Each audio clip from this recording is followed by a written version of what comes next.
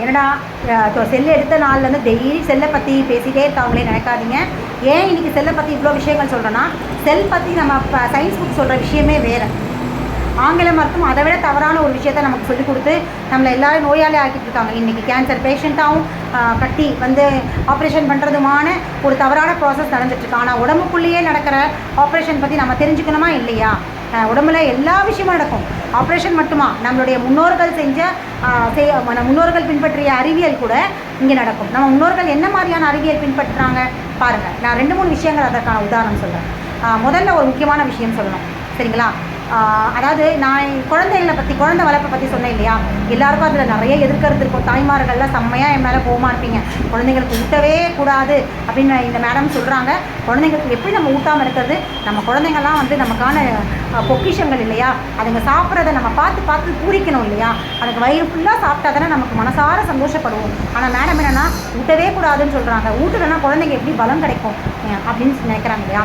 நாங்கள்லாம் இப்படி தானே வளர்ந்தோம். நல்லா யோசிச்சு பாருங்கள். நம்ம முன்னோர்கள் எந்த குழந்தைக்குமே ஊட்டி பழகினதே கிடையாது.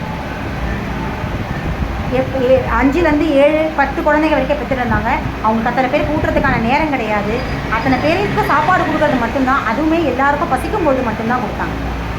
இந்த ஊட்டி பழக்கிறது அப்படிங்கிறதுலாம் இடைப்பட்ட காலங்களில் வந்துருதான். எப்போ 1, 2, 3ன்னு சொல்லி குழந்தைங்க பெற்றுக்கிறத வந்து அளவு குறைச்சாங்களோ, பிரச்சாரம் பண்ணாங்களோ, அதுக்கப்புறம் தான் இந்த ஊட்டி பழக்கிறதுன்ற முறை. ஏன்னா இப்போ தாய்மார்களுக்கு 1 குழந்தைய 2 குழந்தைய மட்டுமே கான்சன்ட்ரேட் பண்ணுற மாதிரியான சூழல் ஏற்பட்டதுமே இது வந்து குழந்தைங்களை பலகீனம், மனதளவிலையும் பலகீனமாக்குச்சு, உடலளவிலையும் பலகீனமாக்குச்சு.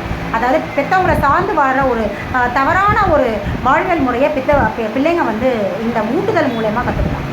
சரி, குழந்தைங்க வந்து உண்மையிலேயே நம்ம முன்னோர்கள் வந்து ஊட்டினாங்களா, இல்லை குழந்தைகள் தானாக சாப்பிட்டாங்களா? நான் அன்றைக்கி சொன்னேன் இல்லையா, குழந்தைங்களுக்கு தட்டில் போட்டு வைங்க, அவங்களா தானாக எடுத்து சாப்பிட்ற அந்த 4 பறிக்கை தான், 4 பறிக்கை சாப்பிட்றாலும் சரி, தட்டு நிறைய சாப்பிட்டாலும் சரி, அதுதான் அவங்களுக்கான உணவு.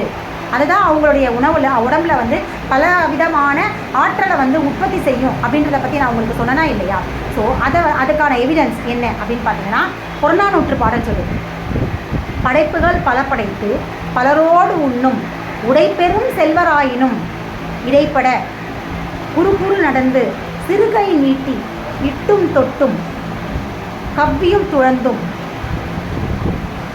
நெய்யுடைய அரிசில் மெய்ப்பட விதிர்த்தும் மயக்குறு மக்களை இல்லோர்க்கு பயக்குறை இல்லை தாம் வாழும் நாளே அப்படின்னு சொல்லி புறநானூற்று பாடல் சொல்லுது. இதுக்கு என்ன அர்த்தம்னா, எவ்வளோ பெரிய செல்வர், எவ்வளோ பணம் சம்பாதிச்சு எவ்வளோ பெரிய பணக்காரனாக இருந்தாலும் தன்னுடைய குழந்தை நெய் போட்டு பிசைஞ்சு வச்ச அந்த பருப்பு சாதத்தை அள்ளி தன்னுடைய கையால் அள்ளி கீழே சிந்தி மேலே சிந்தி 2 கையில் பிசைஞ்சு அதை வாயெல்லாம் ஆக்கி முகம் பூரா தடவி உடம்பு பூரா தடவி அதை சாப்பிட்ற அழகை ரசிக்கிறவர் இல்லையா?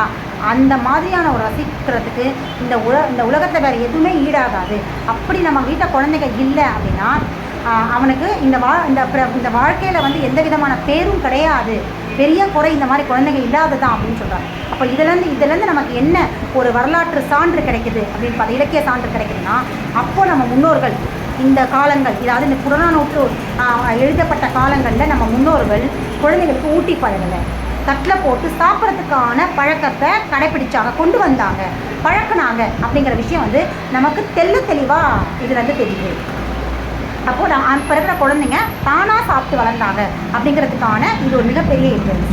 அதை பார்த்து பெற்றவங்க ரசித்தாங்க தவிர அவங்க வந்து இப்போ குழந்தைங்களுக்கு ஊட்டி பழக்கலை. சரி மேடம், இப்போ நீங்கள் இப்படி சொல்கிறீங்க, சங்க காலத்தில் வந்து ஊட்டி பழகலை, தானாக தான் குழந்தைங்க சாப்பிட்டாங்கன்னு சொல்கிறீங்க.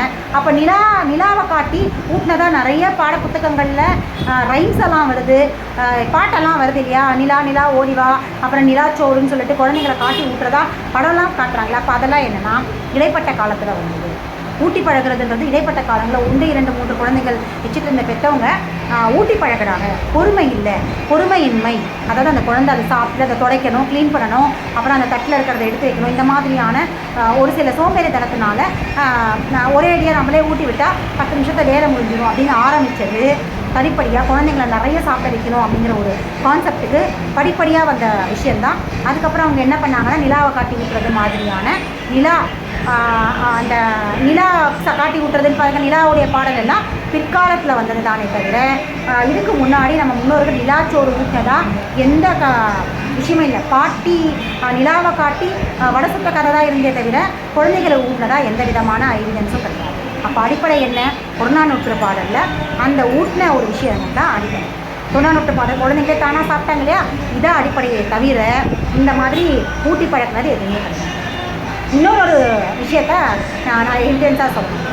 இதே மாதிரி நம்ம முன்னோர்களுடைய அறிவியலை நான் சொல்கிறேன். அதாவது நம்ம முன்னோர்கள் கடைப்பிடிச்ச மொட்டை அடிக்கிறது அப்படிங்கிற ஒரு விஷயம் நீங்கள் பார்த்துருக்கீங்க இல்லையா?